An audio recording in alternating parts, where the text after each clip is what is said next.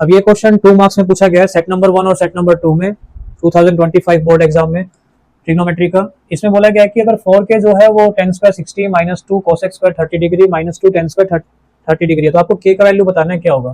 तो सिंपली आप just value put करना स्टार्ट करो। 4k इक्वल्स टू टेन 60 कितना होता है, टेन 60 होता है √3, तो √3 का स्क्वायर माइनस कोसेक 30, कोसेक किसका रेसिप्रोकल होता है, साइन का, साइन 30 कितना होता है 1/2, तो 1/2 का रेसिप्रोकल होगा 2, तो आप उसको ऐसे रिलेट करके करोगे तो आपके लिए भी इजी रहेगा।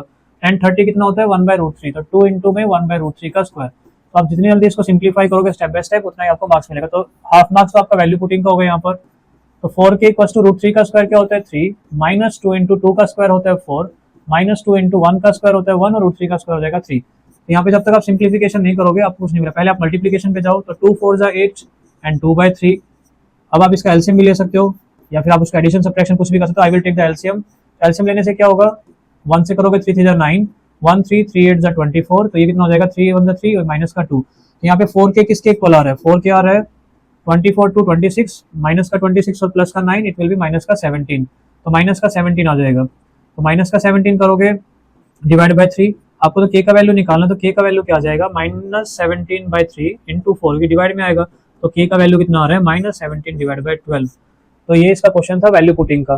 तो आप ऐसे ही मुझे एक क्वेश्चन बताओगे जिसमें आपको आंसर बताना है कि क्या होगा। तो एक और आपके पास है, मान लो एक क्वेश्चन है जिसमें है कि 2a into tan square 30 is equals to 5 into sine square 60 degree minus 2 into sec square 45 degree. तो आप इसका आपको वैल्यू निकालनी है, इसकी ए का वैल्यू निकालना है, तो आप इसका वैल्यू कमेंट बॉक्स में मुझे आंसर बताओगे कि क्या आएगा।